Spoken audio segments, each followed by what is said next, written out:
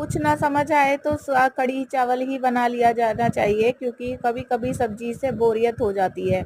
जैसी शाम सभी को। गांव से आया हुआ मट्ठा काफी दिन से रखा हुआ था, वह काफी खट्टा हो गया था, तो सोचा आज उसकी कढ़ी ही बना ली जाए।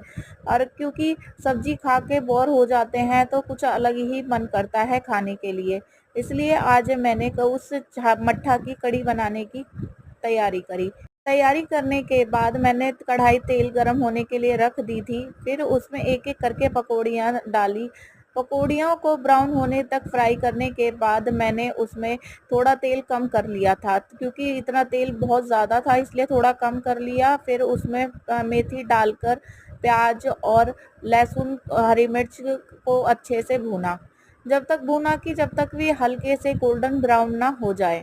गोल्डन ब्राउन हो रहे थे, इतने में बाकी काम निपटा रही थी। चावल धोकर उसको रख दिया था, इतने पानी भी गर्म हो रहा था, इतने प्याज भूनकर हो गई थी तैयार। मैंने उसमें मट्ठा डाल दिया था।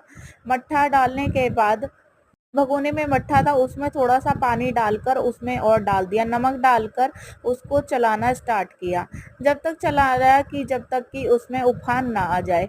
सभी को पता होगा कि अगर ना चलाएं मट्ठा को तो वो फटने लग जाती है, इसलिए उसको लगातार चलाना पड़ता है। लगातार चलाते चलाते उसमें उबाल आने के लिए तैयार होगी, लेकिन खट्टी थी तो कढ़ी बार बार कढ़ाई में से बाहर आ रही थी।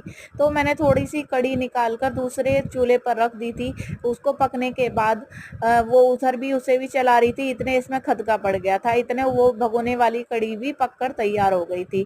फिर मैंने इसमें एक एक करके पकौड़ियाँ डाल दी और इसे मंदी आंच पर पकने के लिए छोड़ दिया था। दूसरे चूल्हे पर मेरे चावल बन रहे थे। ऐसे धीरे धीरे काम मैं मैनेज कर लेती हूँ, थोड़ा थोड़ा इधर उधर का काम देखना पड़ता है, क्योंकि बाकी सारी काम जल्दी काम निबट जाए।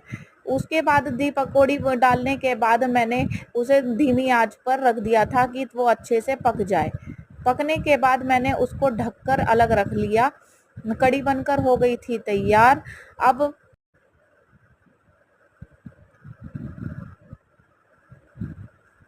दूसरे चावल पर मैंने चावल चढ़ा दिए थे, तो वो भी बन रहे थे।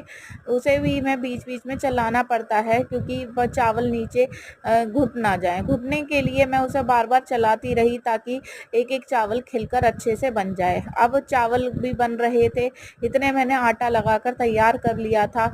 आटा लगाने के बाद उसको चावल को बीच-बीच में चेक भी कर रही थी।